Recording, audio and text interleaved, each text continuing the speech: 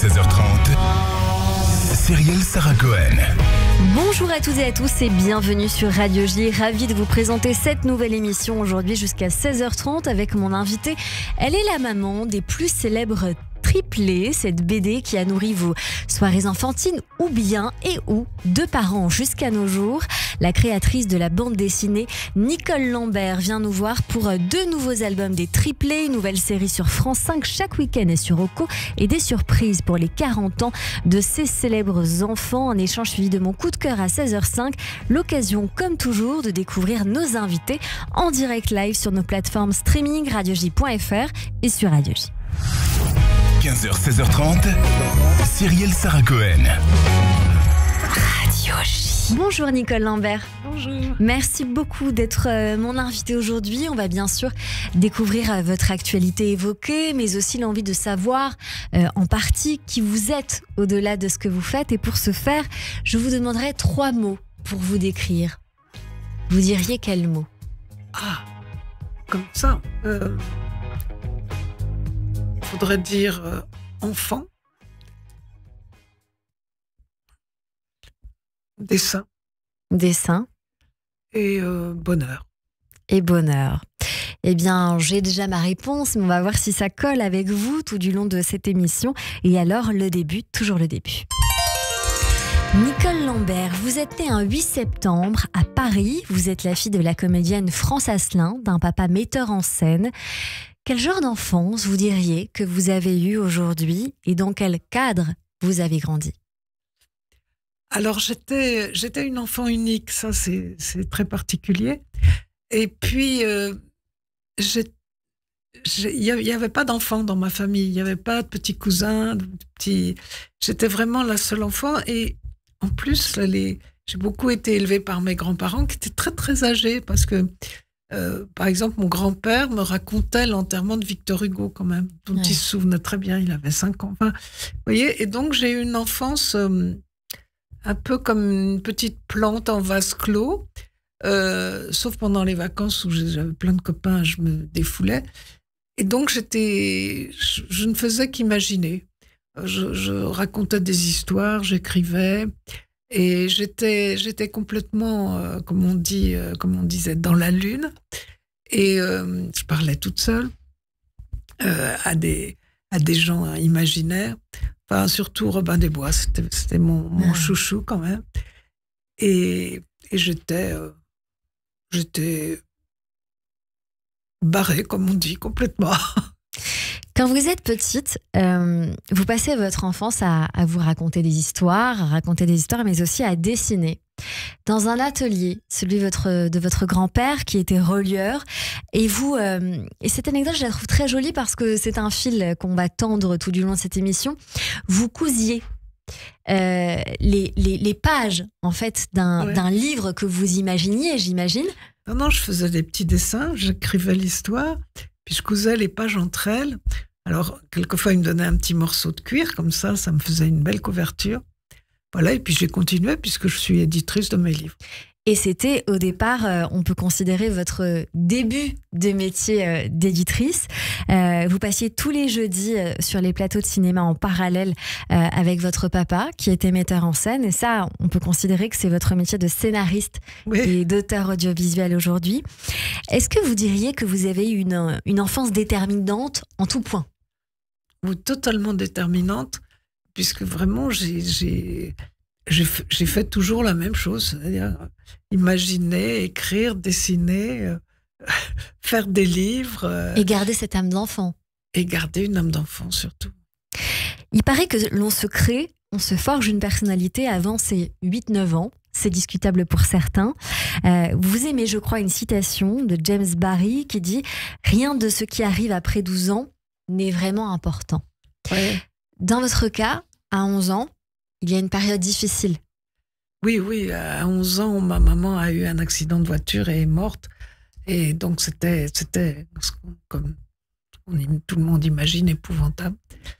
Et du coup, si vous voulez, mon métier me permet de revenir au temps du paradis perdu, quoi. Quand il y avait une maman, et quand j'étais enfant. Et c'est ce que je me suis dit. est-ce que cette période de votre vie, vous avez eu envie quelque part de l'arrêter, de la garder chaleureusement et finalement de continuer à forger l'envie de réaliser vos rêves d'enfant de l'époque et de garder cet instant pour toujours?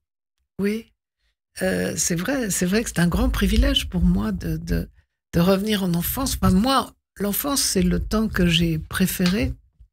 Donc, je parle de l'enfance, mais je parle aussi du temps merveilleux où les enfants sont petits. Ça, je dois dire que quand mes enfants étaient petits, c'était merveilleux. On s'est vraiment régalé. On a beaucoup ri. On a fait des fêtes. On emmenait toujours nos enfants avec nous. On a fait des goûters d'enfants énormes. C'est vraiment un moment magnifique. C'est aussi un moment dont je parle. Et puis là, j'ai 2 petits-enfants, 5 et 7 ans, dont je suis complètement gaga. Et je parle aussi du moment qui est très bien aussi. C'est-à-dire un moment où les petits-enfants sont petits. Jeune, alors vous allez exercer différents petits jobs, comme on dit, pour gagner votre vie. Vous êtes babysitter, peintre sur paravent, ouvreuse de cinéma ou encore top modèle. Quels souvenirs vous gardez de ces périodes et peut-être davantage de votre métier de mannequin qui vous a beaucoup apporté? Oui, alors j'étais mannequin quand j'étais très très jeune, puisque j'ai commencé à 16 ans et demi, et j'étais mannequin junior, mais avec beaucoup de succès. J'ai beaucoup voyagé, j'ai gagné beaucoup de sous, j'ai pu m'acheter mon premier appartement et me payer mes études, ce qui était pour moi une sorte d'obsession, parce que je voulais absolument faire des études de dessin, et la vie était assez difficile. Donc j'ai beaucoup de gratitude pour ce métier. Et puis aussi, c'était très très drôle, parce que c'est vrai que de voyager tout le temps, on n'arrêtait pas d'avoir toutes les fringues qu'on voulait. Enfin, c'était un très bon moment. Un très bon moment. Et avec donc ces études de dessin, vous devenez designer, styliste dans le domaine des jouets, des meubles et des vêtements pour enfants.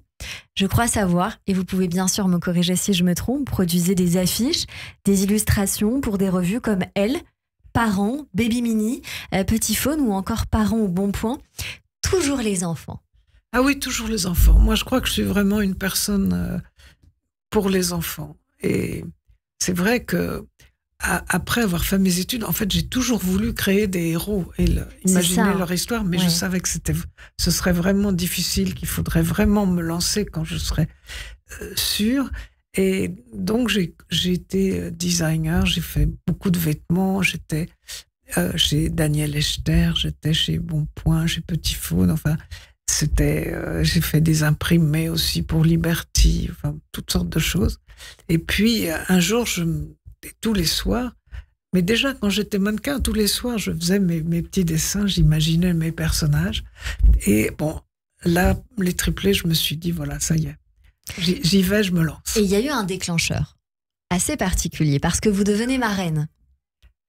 Ah oui, alors d'un petit garçon complètement adorable, j'avais pas encore d'enfant, et qui était très mignon, donc je n'ai pas arrêté de le dessiner, de le redessiner, et en fait de le multiplier par 3, et maintenant il a 45 ans. Et donc là, on est en 82, vous le croquez, vous le multipliez par 3, comme vous dites, et les triplés prennent forme avec une première sortie en 84 dans Madame Le Figaro. Racontez-nous cela. Oui, ça justement, j'attendais d'être prête. Alors, c'était dur parce que pour garder une planche, j'étais obligée d'en faire une.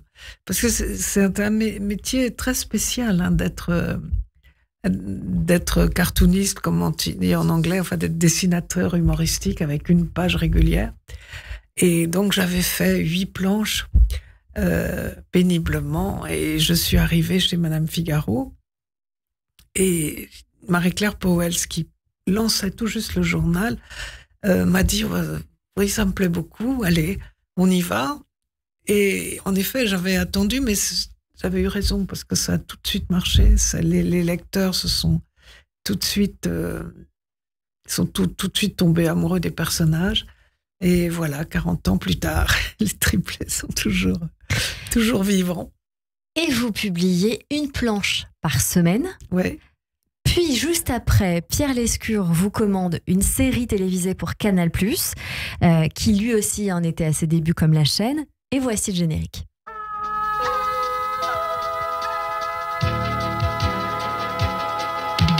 On a le même âge, parce qu'on est des triplés. On est tous pareils, parce qu'on est des triplés. On a drôle d'idées, parce qu'on est des triplés. On a la santé, parce qu'on est les triplés.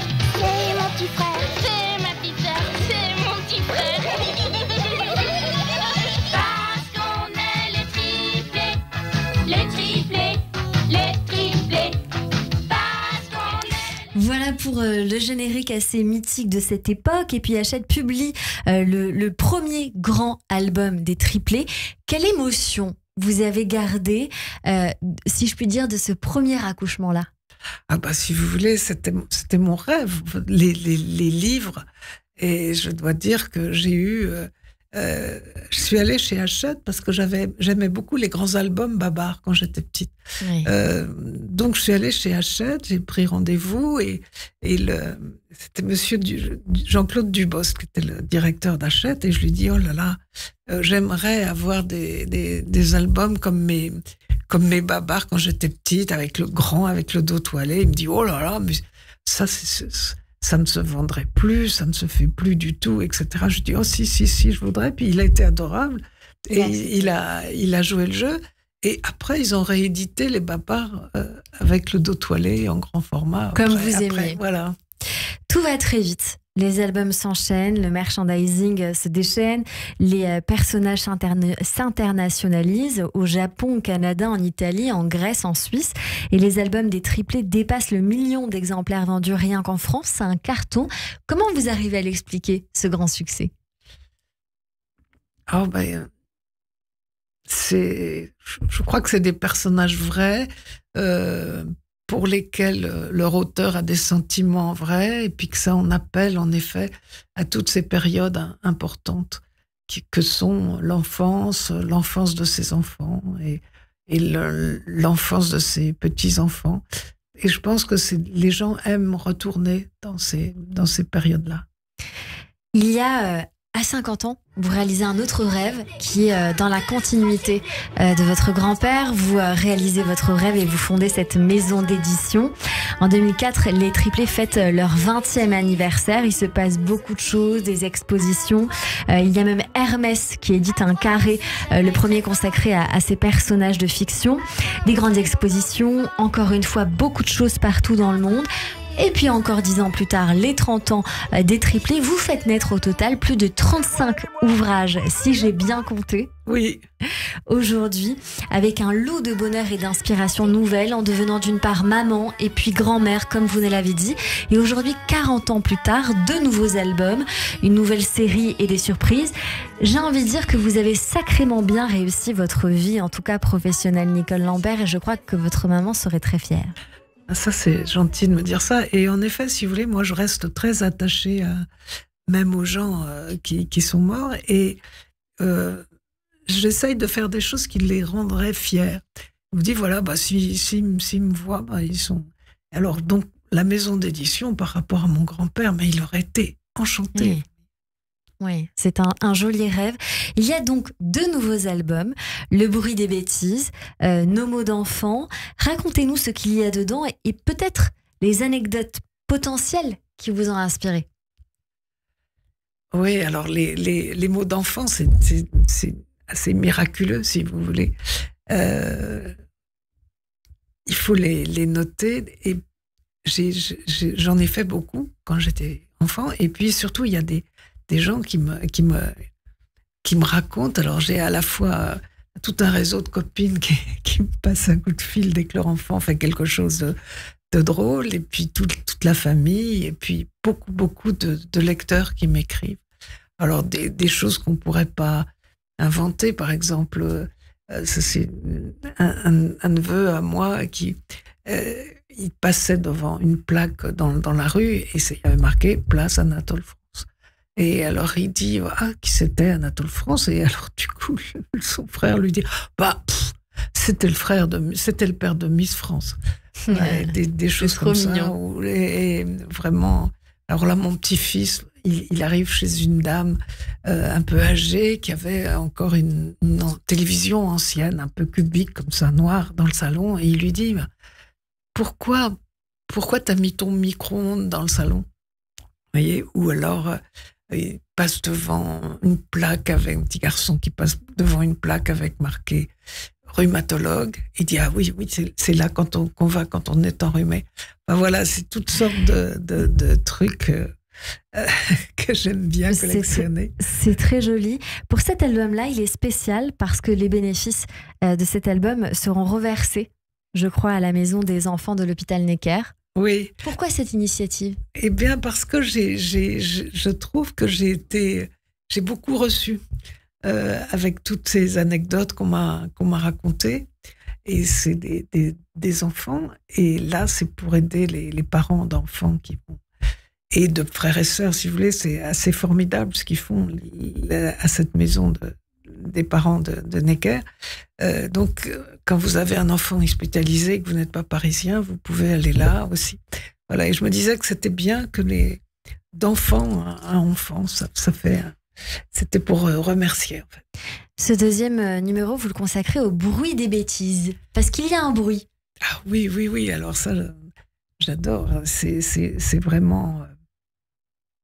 Il y a toutes sortes de... Par exemple, il coupe la queue d'un très beau cheval dans un musée du jouet, d'un très beau cheval en crin. Alors ça fait critch, critch, critch, critch. Et puis il y a le bruit plouf du portable de maman quand il tombe dans l'aquarium. Enfin, j'ai collectionné un peu toutes sortes de bruits. C'est très savoureux, les bêtises. Et puis il y a par exemple... il y a le bruit que fait un plateau de fruits de mer au restaurant quand on le fait tomber. Vous voyez, c'est-à-dire ça fait une sorte de bruit. Puis après, il y a les cris quand le petit garçon qui a reçu le plateau de fruits de mer sur la tête reçoit en plus toute la glace pilée. Et on voit cette illustration avec un des triplés qui a tous les fruits de mer voilà. collés sur lui. Nicole Lambert, vous savez, quand j'ai dit que je vous recevais, beaucoup m'ont dit « Ah, j'adore » ou encore « C'est toute mon enfance ». Je crois bien qu'aujourd'hui, on observe que les triplés ont 40 ans d'existence. Vous êtes toujours, je crois savoir, très soutenu par votre public, vous venez de nous l'indiquer, qui a grandi et j'imagine qui inculque encore aujourd'hui cet amour des albums des triplés à leurs enfants et petits-enfants. Et ça, c'est formidable parce que c'est la 3e, si ce n'est la 4e génération. Oui. Et donc, les enfants, maintenant, les découvrent aussi beaucoup dans les dessins animés. Et du coup, la mère ou la grand-mère ressort ses grands albums.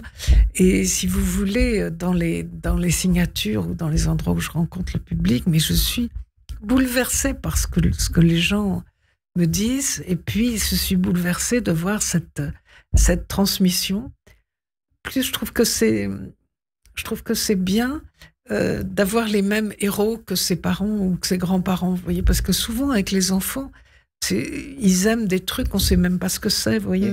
Tandis que là, c'est un côté réconfortant de se dire, finalement, le sens de l'humour continue, quoi. De transmission. Je me suis demandé si vous aviez pensé à un moment donné faire évoluer, grandir ces enfants, devenir peut-être adolescents, adultes, voire même eux aussi parents. Non, moi je trouve que c'est merveilleux d'avoir des enfants qui grandissent pas comme les triplés. C'est ça ce que j'entends. Ça m'a beaucoup plu. Parce que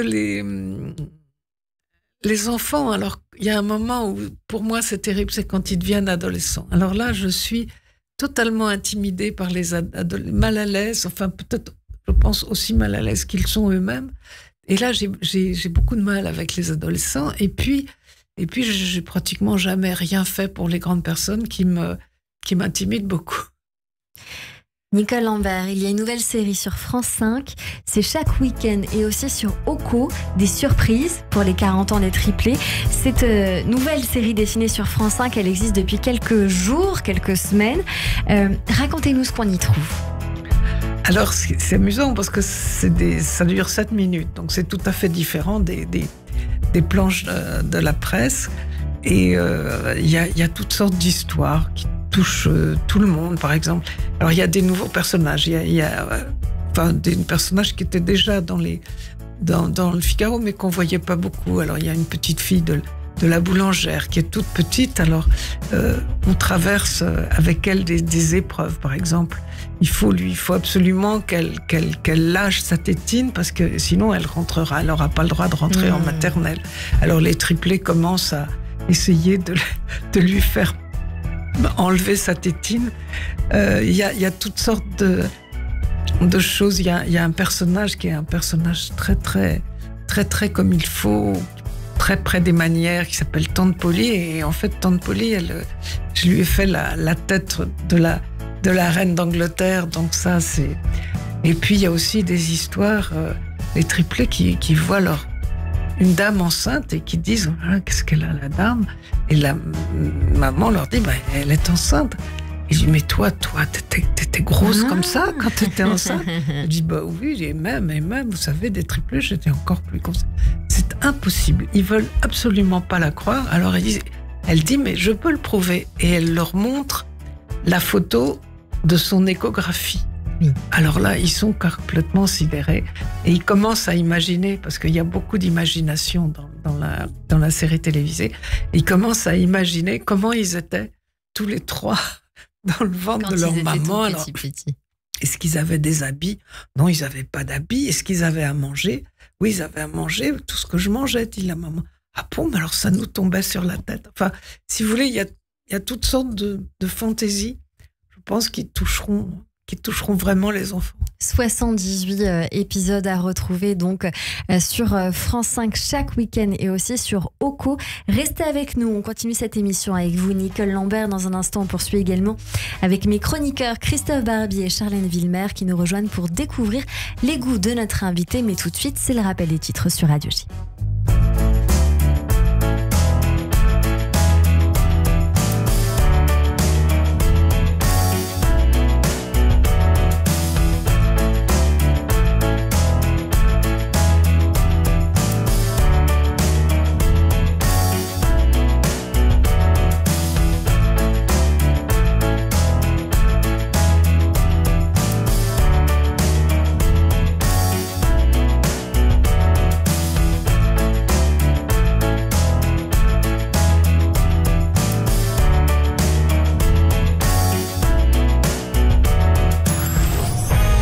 16h30, Cyrielle Sarah Cohen. Radio J.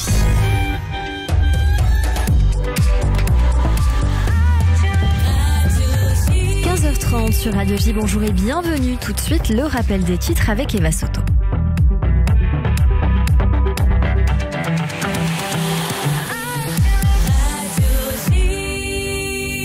Bonjour Eva.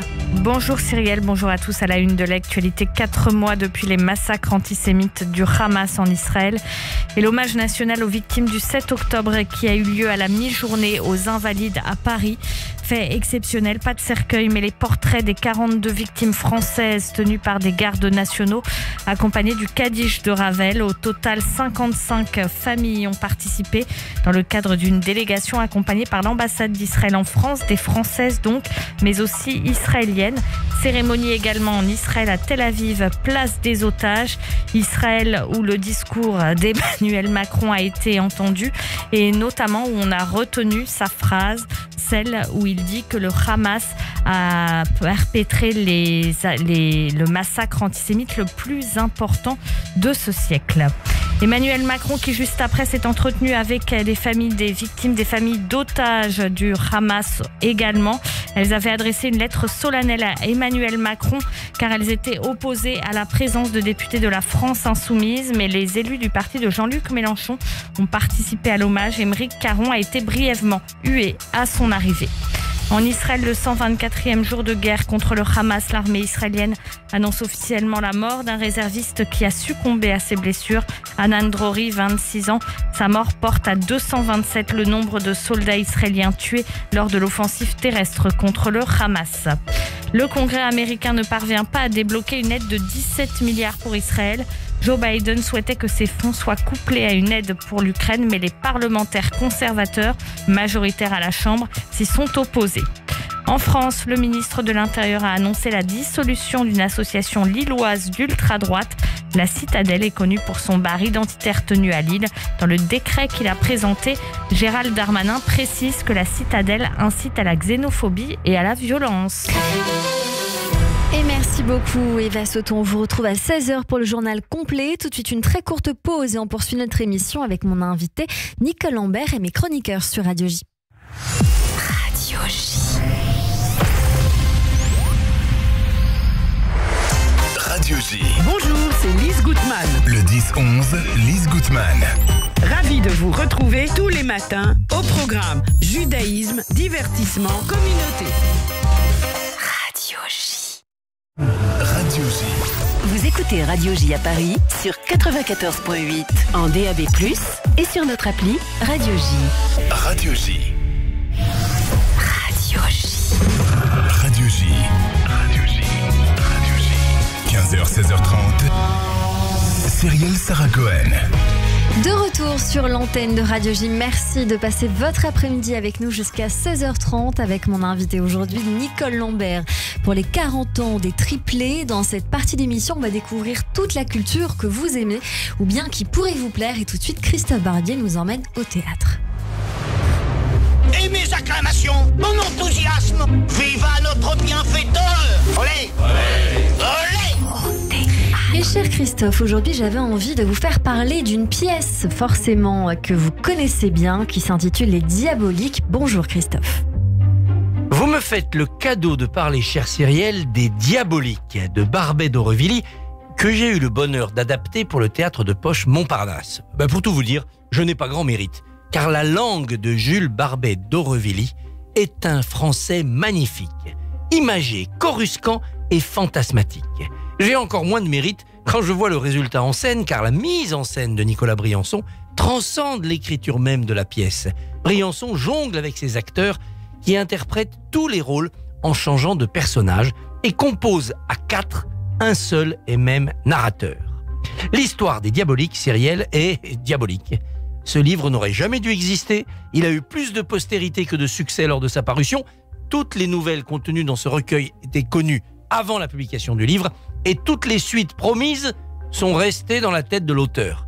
Pourquoi alors ce livre est-il devenu mythique ? Eh bien, parce que la justice lui a prêté une force maléfique. Les 6 nouvelles du recueil, j'en ai gardé 4 à la scène, présentent des caractères féminins qui entraînent les hommes vers le vice et vers la perdition. Et oui, ce sont elles, les Diaboliques. Avec ce procès à charge contre les pécheresses et les tentatrices, Barbey pensait ne risquer aucune censure. Mais ces intrigues ont un autre ressort. Il dépeint des crimes impunis. Il met en scène des méchants heureux. Ces héros échappent à la justice humaine. Et ça ne pouvait pas passer en 1875 quand paraît le livre. Tiré à 2200 exemplaires, l'ouvrage est épuisé en 4 jours, notamment grâce à sa réputation sulfureuse.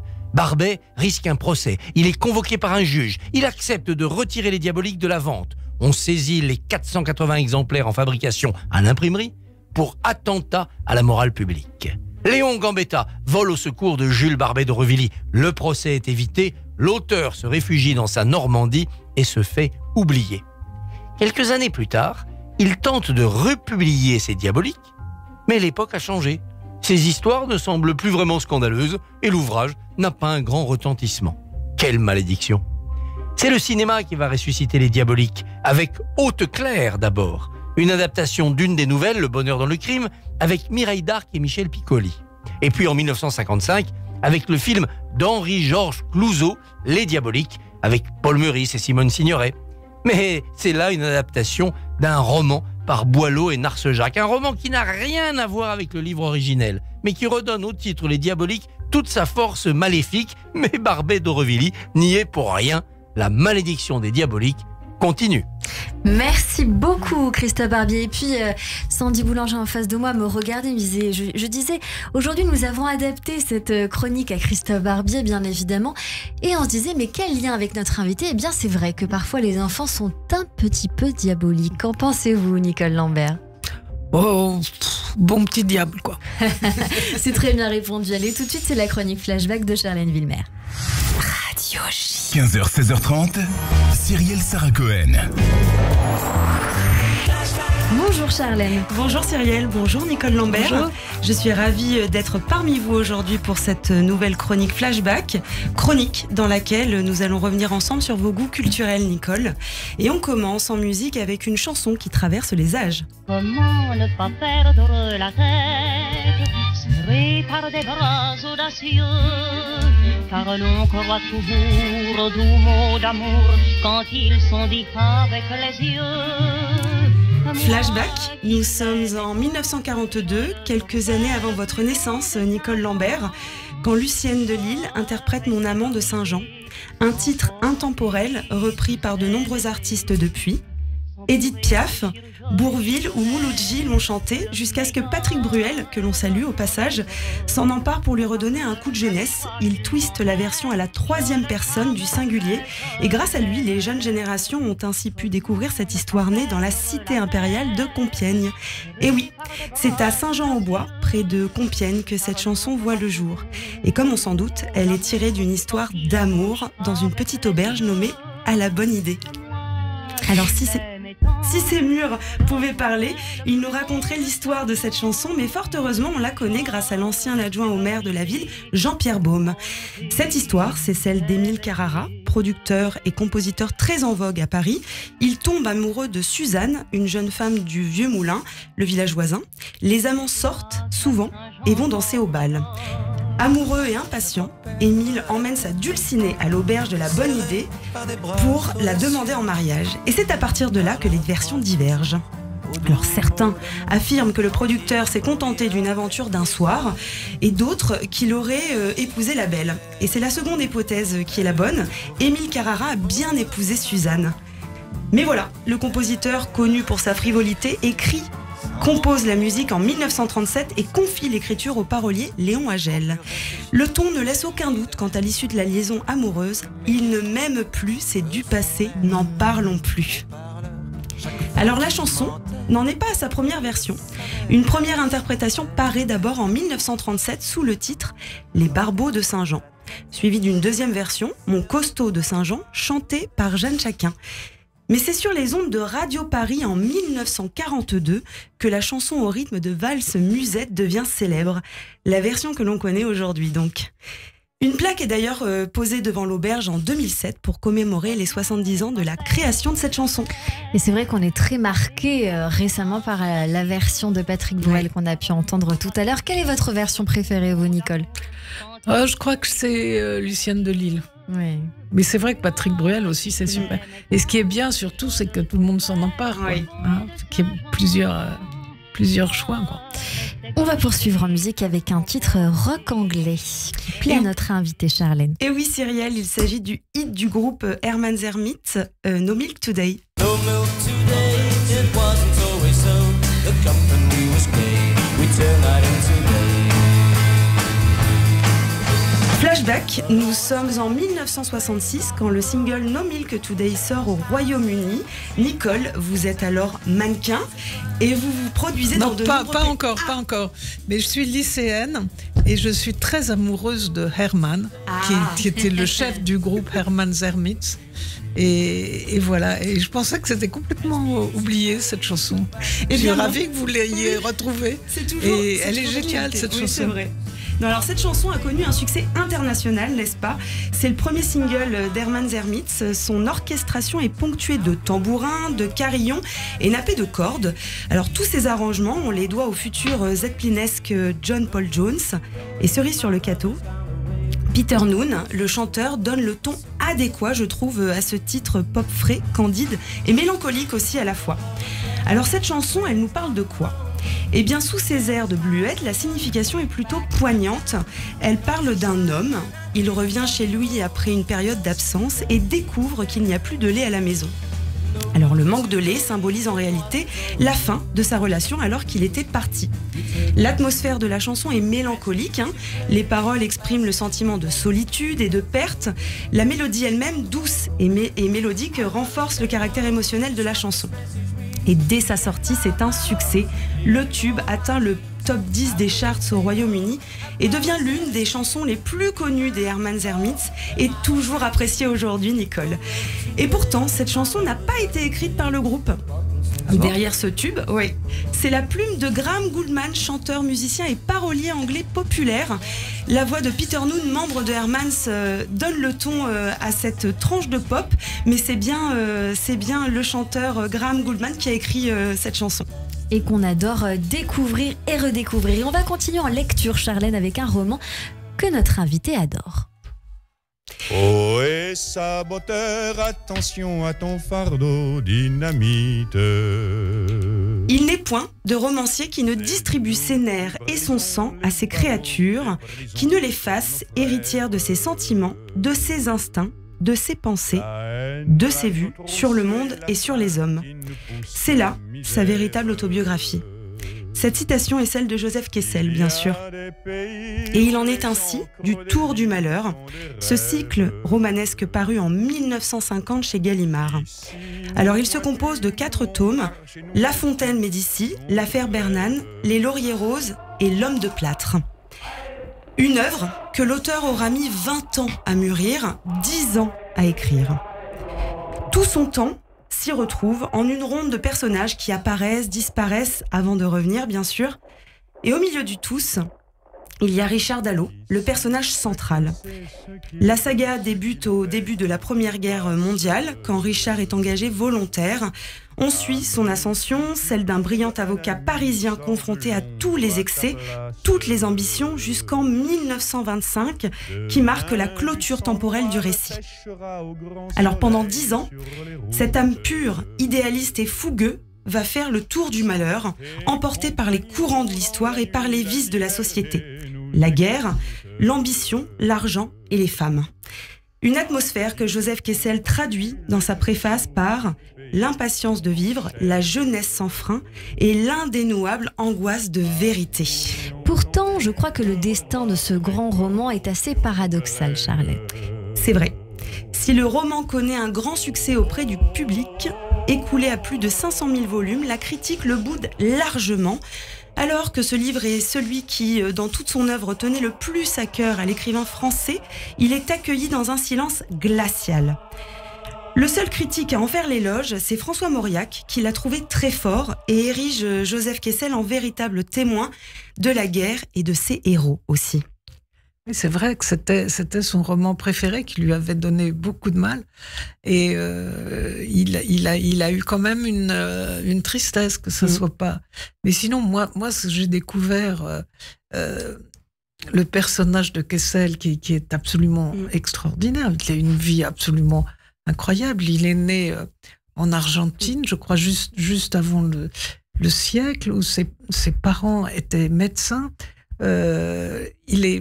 Il est passé d'Argentine, il est revenu en Russie, dont ils étaient originaires, dont les parents étaient originaires. Ensuite, ils sont revenus, ils sont installés en France. Ensuite, ils sont repartis. Et puis, il est arrivé en France. Il a été très, très brillant. Très vite, il a eu toutes les distinctions, tous les prix. Il s'est engagé volontaire. Je crois qu'il avait 17 ans pendant la Première Guerre. C'est vraiment une épopée.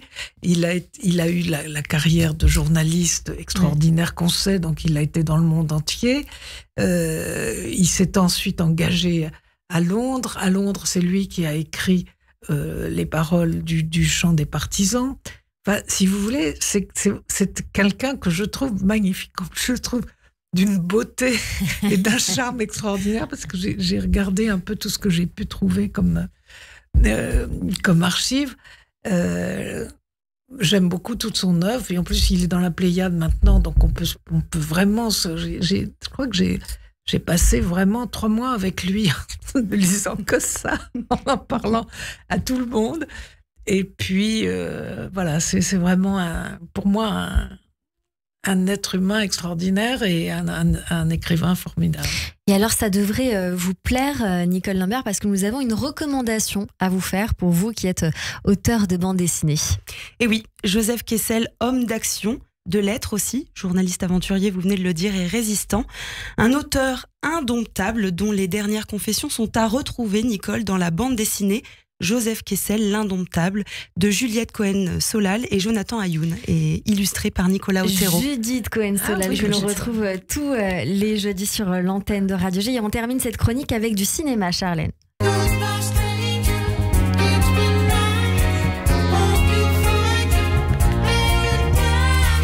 Beau is Afraid est le dernier long métrage d'Ari Aster, réalisateur du cinéma horrifique. Avec cette fois Joaquin Phoenix en tête d'affiche, une odyssée hallucinante sortie l'an dernier qui relate l'histoire d'un fils, Beau Wasserman, qui tente désespérément de rejoindre sa mère, Mona, pour son anniversaire. Mais voilà, l'univers n'aime pas vraiment Beau. Malgré les éléments qui se liguent contre lui, il s'engage dans une dérive picaresque, ponctuée de rencontres un peu étranges et d'hallucinations. On a presque la sensation d'être dans un cauchemar éveillé dans ce film. Un cauchemar qui dure tout de même 3 heures. Et les spectateurs sont plutôt divisés. Certains l'ont adoré et d'autres l'ont tout simplement détesté. Dans les deux cas, on ne sort pas indifférent de la projection. Martin Scorsese, lui, l'a adoré. À la sortie du film psychédélique en avril dernier, donc, il dit qu'il n'a pas vu de film plus clivant depuis. Barry Lyndon de Stanley Kubrick, sorti en 1976. Et c'est un bon indicateur, moi je trouve. Oui, si vous voulez, vous êtes dans la tête de quelqu'un d'autre, mais vraiment, vous êtes... Et ça, je trouve que c'est inestimable. C'est un peu pour ça qu'on lit et qu'on va au cinéma.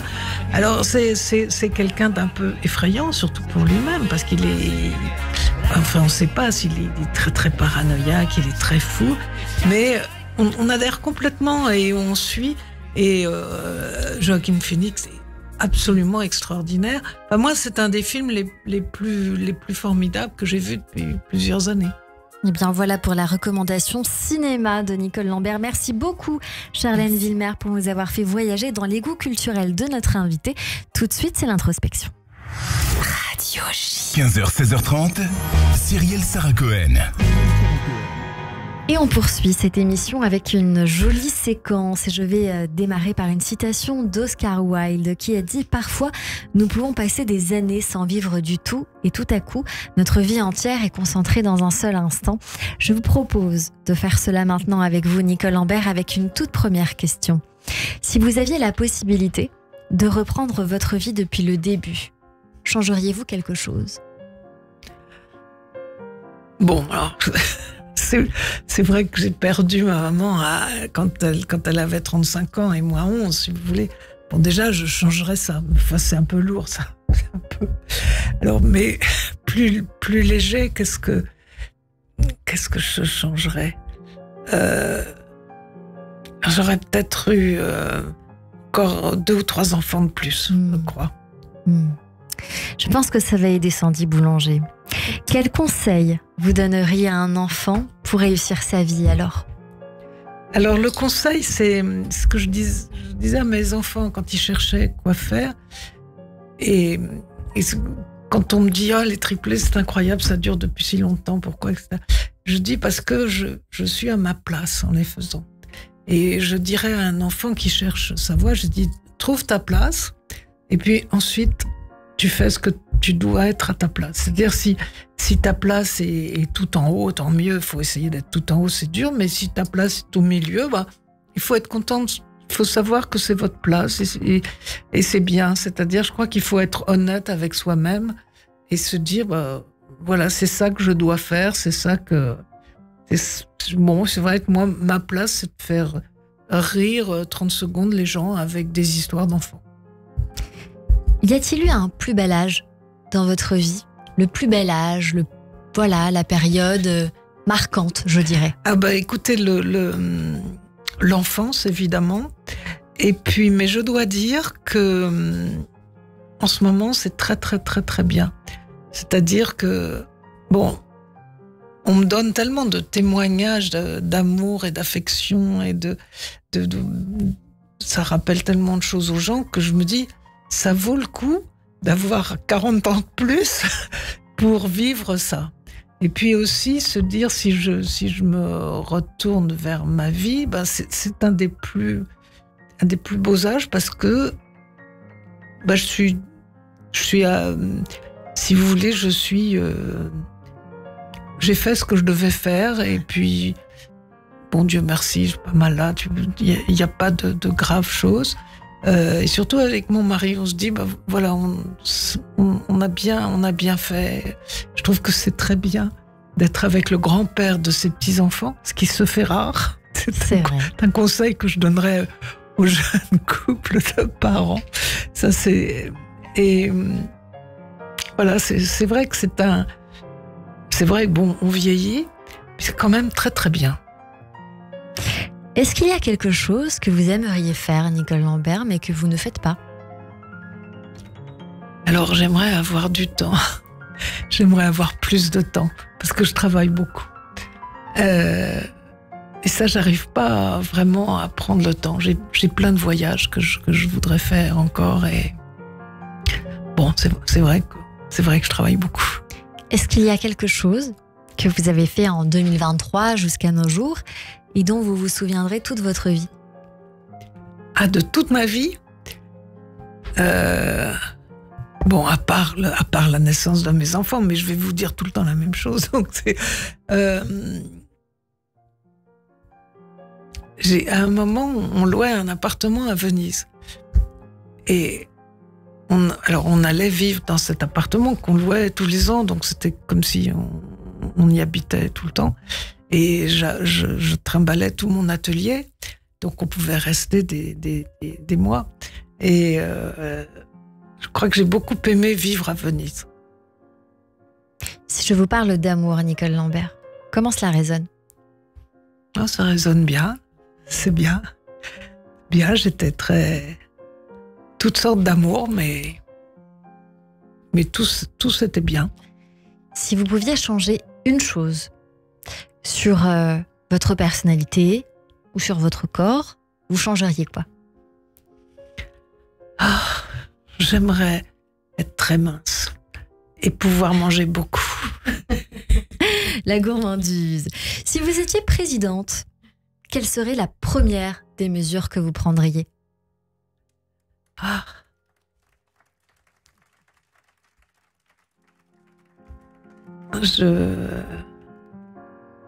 Non, c'est-à-dire que je trouve que le monde est tellement à feu et à sang, c'est tellement atroce. Et on parle d'intelligence artificielle. Je trouve qu'il devrait y avoir soit un super président, soit une super intelligence artificielle qui dirait, on va arrêter toutes ces choses horribles, quoi. Ce serait ça. Pour terminer, qu'aimeriez-vous que les gens retiennent de vous, Nicole Lambert? Je vais vous dire ce que j'aimerais beaucoup. Ce serait que dans, 100 ans, il y ait quelqu'un qui dise « Oh, je suis contente, j'ai trouvé un album des triplés chez un brocanteur signé de Nicole Lambert. » Ah, c'est joli.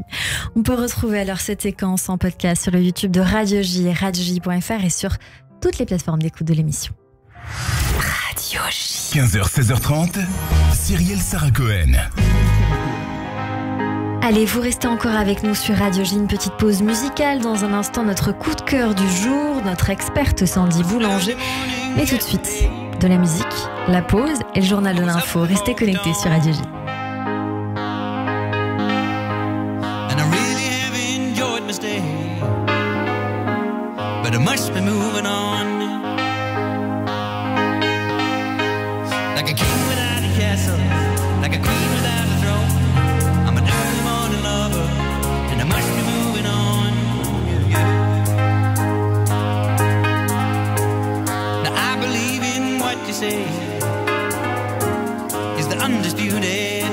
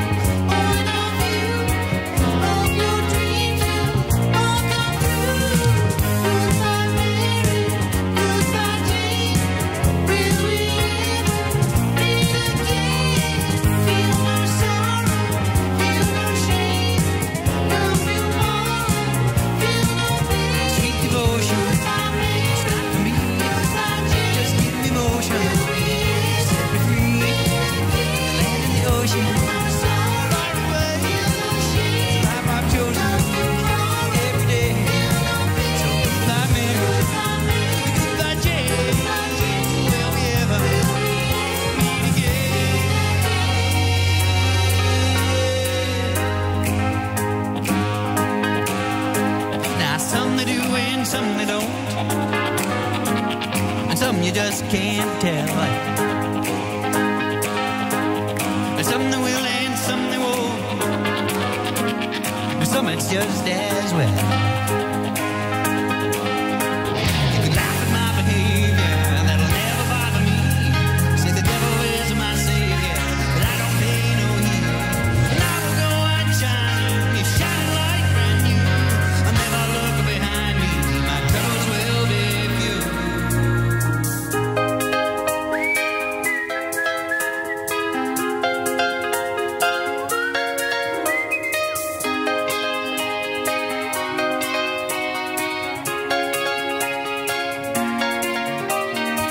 Goodbye, stranger, it's been nice. Hope you find it paradise. Try to see your point of view. Hope your dreams will all come true. Goodbye, Mary. Goodbye, Jane. Will we ever meet again? Feel no sorrow, feel no shame. Come tomorrow, feel no pain. Speak devotion, goodbye, Mary. Not for me. Goodbye, Jane. Just give me motion. You set me free. The ocean, no sorrow, far away, feel no shame. The life I've chosen.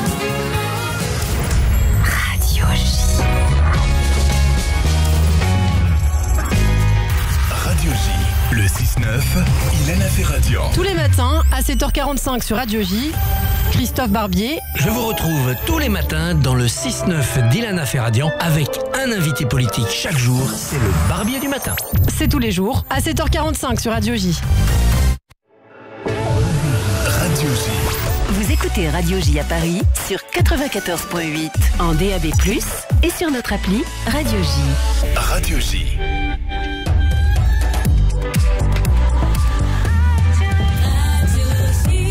Il est 16h sur Radio J. Bonjour et bienvenue. Tout de suite, le journal de l'information avec Eva Soto. À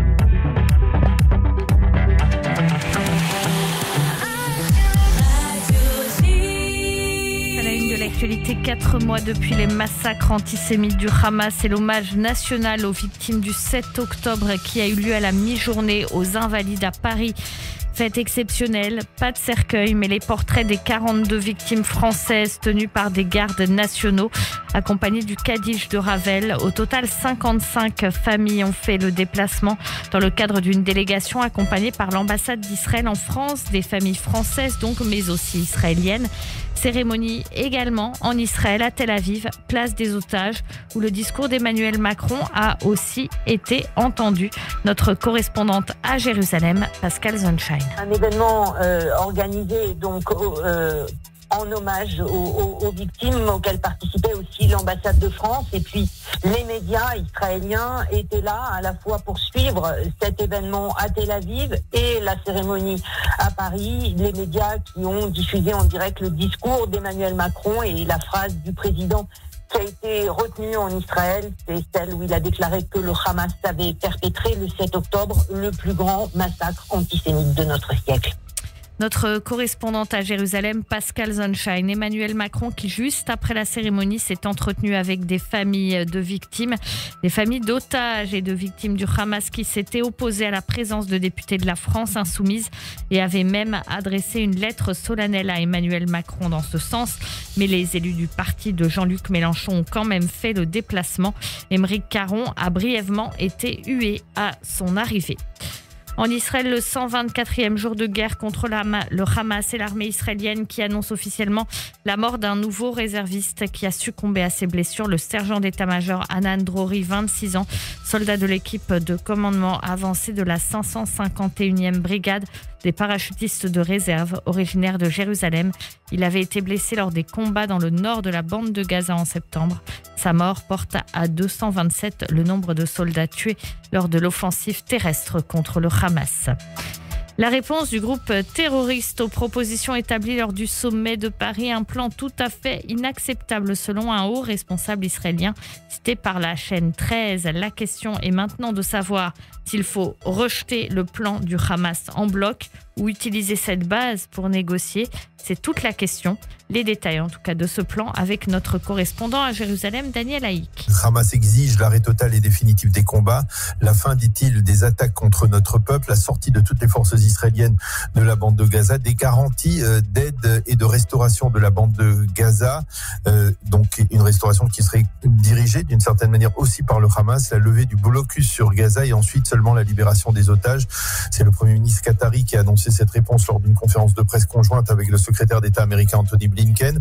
Anthony Blinken qui a d'ailleurs rencontré cet après-midi le Premier ministre israélien Binyamin Netanyahou à propos de ce plan et de la guerre à Gaza.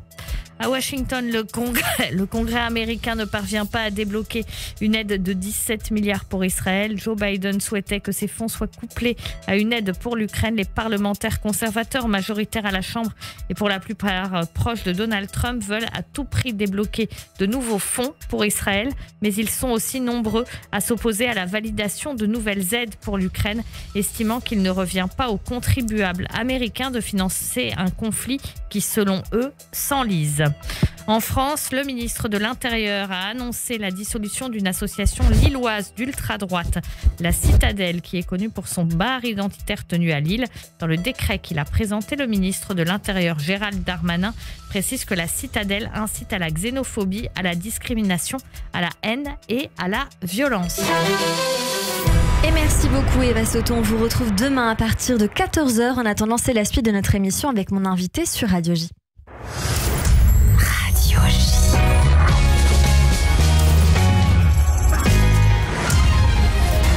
David Revaud-Dallon, ça reste entre nous. Retrouvez-moi tous les mercredis sur Radio J pour Ça reste entre nous. La politique comme vous ne l'entendez nulle part ailleurs. Les meilleurs spécialistes réunis sans langue de bois. 21h sur Radio J. Radio J. Vous avez entre 18 et 35 ans et un projet entrepreneurial pour améliorer la société ou la planète? Judaïsme en mouvement lance son 3e appel à projet J'aime ta start-up. C'est le moment d'envoyer vos candidatures sur judaïsmeenmouvement.org. Jusqu'au 31 mars, candidatez au programme J'aime ta start-up et bénéficiez de coaching avec des professionnels de l'entrepreneuriat pour tenter de gagner la bourse Marcamont de 15 000 €. N'attendez plus. Rendez-vous sur judaïsmeenmouvement.org. judaïsmeenmouvement.org. Radio J. Radio J. Radio J. Radio J. 15h, 16h30. Cyrielle Sarah Cohen. Merci de nous rejoindre sur l'antenne de Radio J. Si vous êtes avec nous depuis le début de cette émission avec notre invitée, la créatrice de bande dessinée Nicole Lambert, venue nous voir pour ses 2 nouveaux albums, Le bruit des bêtises et Nos mots d'enfant, ainsi qu'une nouvelle série sur France 5, Chaque week-end est sur Rocco, mais aussi plein de surprises pour fêter ses 40 ans de triplé. Merci beaucoup d'être avec nous si vous venez de nous rejoindre, et tout de suite, on découvre comme tous les jours le coup de cœur sur Radio J. Radio J. 15h, 16h30. Cyrielle Sarah Cohen. Bonjour Amandine Prost. Salut. Bonjour, merci beaucoup d'être notre invitée sur l'antenne de Radio J. On va découvrir votre univers doucement mais sûrement. On s'est beaucoup parlé il y a un instant pour être tout à fait honnête. Je vous trouve adorable, c'est ce que je vous ai dit en vous voyant. On parlait de ce qu'on reflète, de qui on est, on parlait de beaucoup de choses. C'est vrai qu'en vous voyant, vous avez 22 ans, vous êtes toute fraîche et je vous disais mais vous êtes trop mignonne, est-ce que vous faites moins? Et donc on a beaucoup ri de ça parce que vous m'avez dit oui mais on peut faire moins et tout autant être femme, être jolie. Et je me suis demandé est-ce que ça faisait résonner chez vous Nicole Lambert, parce qu'on a beaucoup parlé des triplés, des enfants dans cette émission. Oh bah, elle a l'air épatante, vraiment. C'est vrai que je trouvais vraiment, on dirait qu'elle a 14 ans. Et puis quand elle parle, elle est vraiment très maligne. Donc c'est plaisant. Une très belle maturité, tout à fait, c'est vrai. Alors Amandine, on vous a découvert dans le télécrochet de Voice Kids il y a pas mal d'années maintenant. Vous étiez finaliste et puis vous avez opéré tranquillement, lentement, mais sûrement une transformation pour faire naître un album aujourd'hui qui s'appelle Alternative. Parlez-nous de tout cela. Alors, ce projet d'album, vous voulez que je parle de ce projet d'album? Donc moi, effectivement, je suis passée par The Voice Kids, j'avais 14-15 ans. Et j'étais interprète à ce moment-là. Et toute la difficulté, ça a été de passer de ce statut d'interprète à interprète, autrice, compositrice. Et donc j'ai passé 5 années de ma vie à travailler sur ce projet de premier album. D'abord 3 années d'écriture en parallèle de mes études. Et puis ensuite là 2 années de développement. Et on en est aujourd'hui à cette sortie. Et ce qui est amusant, c'est que vous avez travaillé avec un trio. Exactement, on en revient au triplé. C'est ça, ça nous a beaucoup fait sourire. Alors vous êtes une chanteuse à la voix pure, on est en train de vous entendre, et puis ce titre Funambule, vous allez nous l'interpréter en direct dans un instant. Vous êtes auteure, compositrice, mais je crois que vous vous définissez surtout comme une artisan électron libre. Racontez-nous. Exactement. J'ai la sensation que lorsqu'on rentre dans un processus créatif, en tout cas moi tel que je l'ai vraiment vécu à la manière d'un artisan. J'ai commencé à écrire vraiment dans des carnets autour d'un piano. C'était vraiment à l'ancienne, en résidence. Et puis ensuite, derrière, on venait travailler les arrangements plus pop, plus électroniques. Donc en ça, il y a vraiment un travail d'artisanat. Et puis il y a aussi quelque chose, c'est que mon équipe est vraiment indépendante. Et donc on fait tout à la main, tout seul. On est vraiment dans une dynamique d'artisan et électron libre, indépendant quoi. Alternative, qu'est-ce que ça veut dire alternative ? Alors alternative, ça vient de la contraction de 2 mots, internat et native. Et alors c'est un mot qui peut avoir plein de sens, hein, bien évidemment. Mais pour moi, ce sont des personnes qui ont choisi de ne pas renoncer à elles-mêmes dans la vie, donc à leurs envies, à leur flamme intérieure, j'ai envie de dire. Et pour moi, cette flamme intérieure, je l'ai vraiment découvert à l'internat. C'est le moment où, en fait, en partant du cocon familial, on commence à se découvrir. Et puis, entre filles, il y a énormément de discussions qui naissent. Donc, ça y est, on commence à sentir sa flamme intérieure. Et c'est le moment où on a envie de se dire, OK, toute ma vie, j'ai envie de garder cette flamme-là. J'ai envie de jamais renoncer à ce que je ressens à cet instant T-là. Et bien évidemment, moi, je parle de l'internat. Moi, c'est arrivé à l'internat. Mais ça peut arriver à n'importe quel âge. Ça peut arriver à 30 ans, ça peut arriver à 40 ans, 50 ans, 60 ans. Et donc voilà, alternative, pour moi, c'est aussi destiné à toutes les générations. J'imagine aussi que c'est donc l'ADN de l'album et de ce qu'on y trouve. Exactement. On découvre Funambule en direct. Ça vous va ? Allez, on va lancer la musique tout de suite.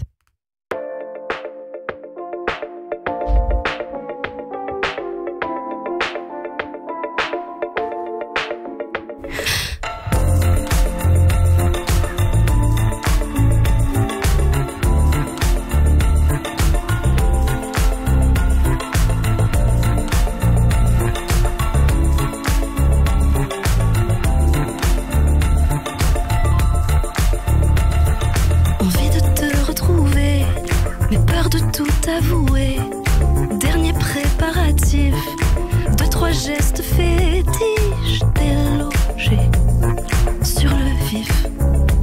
Tu m'attends. Traversée infernale, de l'ombre à la lumière, le désir qui se doit d'être là pour chacun. Rideau, côté jardin. Tu m'attends. Et de fil en fil et de bulle en bulle, on s'est retrouvés funambule, acteur d'un soir sur un fil d'argent, mon néant. Et de fil en fil et de bulle en bulle, on s'est retrouvés funambule, acteur d'un soir sur un fil d'argent, mon néant. Dernière marche à gravir pour atteindre l'espace de la chambre étoilée, à l'effusion de vos jeux. Chante, mais ferme les yeux. Expire. Pas besoin de costume, tulle, paillettes, hérésie, l'impudeur sous le masque. Je ressens les regards qui me prient d'être nue. Côté cœur. Et de fil en fil et de bulle en bulle, on s'est retrouvés funambules,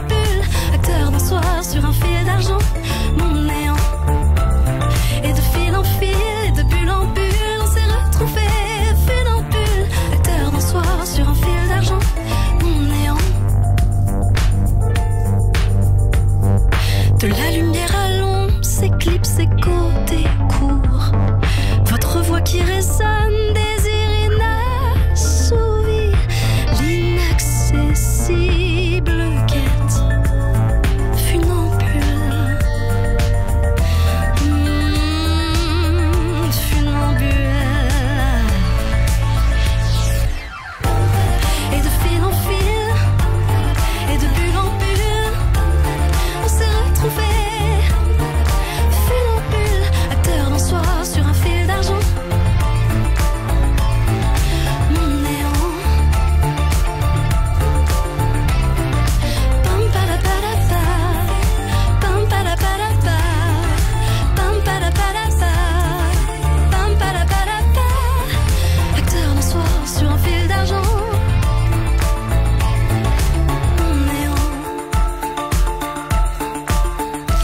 Amandine Prost en direct sur l'antenne de Radio J avec ce titre Funambule et qui est totalement radiophonique. C'est ce que me disait Benjamin Arnault dans le casque et c'est l'occasion de vous demander si justement pour l'instant il est diffusé ou pas encore et s'il y a une demande à faire, eh bien écoutez, les gens nous écoutent. Ah, et bien pour l'instant il n'est pas diffusé, donc n'hésitez pas à insister. Exactement, on va Avec essayer plaisir. d'appeler en tout cas à contacter Amandine Prost et je donne son attaché de presse qui est Céline Benzakoun, voilà au cas où, parce que vous savez, on se connaît tous dans le métier. J'imagine que les radios écoutent aussi cette émission comme je crois le savoir et donc j'espère fortement que vous serez contactés pour diffuser ce titre. En attendant, il fait partie de cet album, ce premier Alternative. J'ai très envie qu'on écoute à présent Bleu l'océan sur Radio J. Je suis océane, je suis l'océan.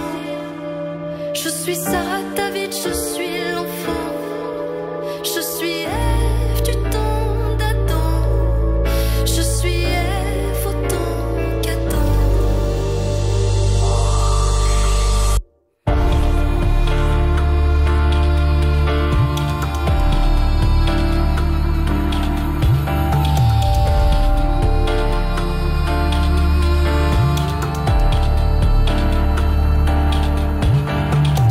Je suis du genre de cette génération. Génération du genre qui accepte le voyage de coucher les deux cases. Je suis du genre de cette libération. Libération du genre qui franchit les frontières, se jeter à la mer. Je suis océane, je suis l'océan. Je suis Sarah David, je suis l'enfant. Je suis. Et Amandine Prost, c'est l'occasion de rappeler que vous êtes lauréate du tremplin Rifix Hyper Weekend Festival. Vous êtes sélectionnée par Radio France et que vous étiez en concert à la Maison de la Radio il y a quelques jours, je crois, à savoir. Votre premier album Alternative est sorti il y a quelques jours, le 26 janvier. Il est disponible en physique, en CD et en vinyle. Je vous félicite parce que le vinyle, on sait que ça coûte très cher et c'est pas toujours évident, donc bravo. Et j'imagine à retrouver sur les plateformes également. Également, vous avez tout dit. On va écouter Si je tentais le pire. Si je tentais le pire de ne jamais réussir et faire marcher le cadran à reculons pour enfin perdre mon temps, échouer à la perfection. On peut perdre pour toujours nos rêves et même l'amour à force de résister. Et brûler à tout jamais. Amandine Prost, pour ceux qui nous écoutent et qui ont envie de venir vous voir, ça se passe où? Alors ça se passe très prochainement en plus, à Paris, au Trois Baudets, le 15 mars. Ça va être une chouette date, d'autant plus que j'ai choisi d'inviter aussi une lauréate du tremplin Rifix, la petite, à venir faire ma première partie. Donc ça va être une belle soirée, n'hésitez pas à venir. Avec grand plaisir. On va écouter Alternative sur l'antenne de Radio J pour terminer. On aura donc le plaisir d'avoir découvert cet album un petit peu, en tout cas un bon petit bout. Qu'est-ce qu'on peut vous souhaiter pour la suite? Est-ce qu'il y a un message à faire passer? Est-ce que vous avez envie de dire quelque chose en particulier? Je pense que ce qu'on peut me souhaiter, c'est beaucoup de concerts et une rencontre avec un public. En tout cas, moi, j'en ai très, très, très envie. J'ai écrit ces titres pour ça, donc j'espère que ça va toucher le cœur des gens. Voilà. Merci beaucoup Amandine Prost. On se fait le bonheur d'écouter encore un petit bout de Alternative issu de votre premier album, donc à retrouver en physique, en CD ou en vinyle, mais aussi sur toutes les plateformes. Et puis je vous recommande chaudement de venir voir Amandine Prost en concert à Paris au 3 Baudets. C'est le 15 mars prochain. Merci beaucoup d'avoir été notre invitée en direct sur Radio J, Amandine. Ben, merci à vous pour l'accueil. Merci beaucoup, à très vite. Et puis en attendant, on vous retrouve sur vos réseaux sociaux, Amandine Prost, PROST.com, sur Instagram Amandine-Prost, sur Facebook également, sur Twitter, TikTok et tous les réseaux, hein, vous le savez, on peut retrouver aujourd'hui un petit peu tous les artistes qui viennent chez nous sur les réseaux sociaux, donc ne manquez pas le rendez-vous. Merci encore d'avoir été avec nous sur Radio J. Croire que nous étions différents. Quand venait la nuit et que l'instant était là, il nous revenait l'envie d'être alternative. Alternative. On avait tout compris du destin qui nous était promis à l'horizon d'un mur au monde fini. Alternative. Alternative. On avait décidé d'exploser nos écrans protecteurs, d'aller chercher la vérité ailleurs. Les plus romantiques portaient le coup d'être libres et de croire que nous étions différents. Quand venait la nuit et que l'instant était là, Et tout de suite, vous restez avec nous sur Radio J, c'est le portrait de notre invité. d'être alternative. Radio J. 15h, 16h30, Cyrielle Sarah Cohen. Radio J. Radio J. Le portrait psychologique. Comme toujours, à la fin de cette émission, Nicole Lambert, on a pour habitude de débriefer les minutes que nous avons passées ensemble, et vous avez observé Sandy Boulanger qui est à ma gauche avec nous depuis une bonne demi-heure, pour ne pas dire 3/4 d'heure déjà, et qui a écrit tranquillement mais sûrement des petites notes. Elles vous concernent. Et donc tout de suite, c'est le débrief. Bonjour Sandy. Bonjour Cyrielle, bonjour Nicole Lambert, bonjour Amandine Prost. Alors, comme souvent, chez Cyrielle, il y a énormément de synchronicité entre son coup de cœur et son invité.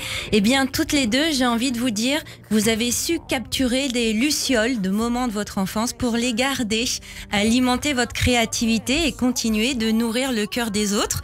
Alors, merci toutes les deux.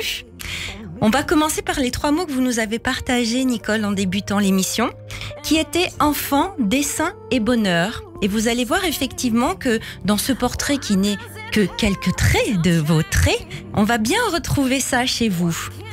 Alors on commence toujours par l'enfance, c'est la base. Vous nous dites être une enfant unique, c'est particulier, avez-vous dit. Et vous étiez la seule enfant dans ce monde d'adultes, un peu comme un vase clos. C'est ça, hein, ce réceptacle où on attrape les lucioles. Et puis pendant les vacances, c'était une autre vie pour vous. Vous viviez complètement d'autres choses.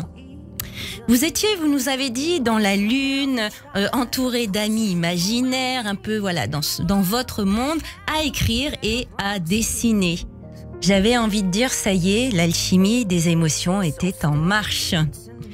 Alors vous avez peut-être été traité comme une adulte en fait, hein, parmi tous ces adultes, et pourtant, en vous regardant, on imagine tellement votre enfant intérieur. Alors vous nous dites, je suis une personne faite pour les enfants.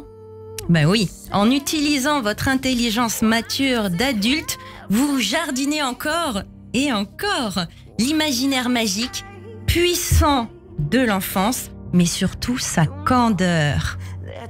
Bien sûr qu'on tombe tous amoureux de vos personnages, puisque vous êtes vous-même une personne douce, adorable, posée. rusé derrière votre pudeur, où on sent dans ces triplés une expièglerie qui quand même ferait peut-être un peu partie aussi de votre côté chippie à vous. Alors on tombe en amour avec votre monde, Nicole, forcément. De vos sentiments vrais, comme vous dites.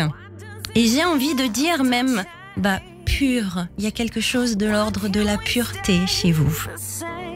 Vous êtes engagé pour les enfants, tous ceux qui souffrent, comme tous ceux qui osent rire fort. Vous savez, ceux qui sourient avec du bruit. Et puis surtout qui font des grimaces et des bêtises.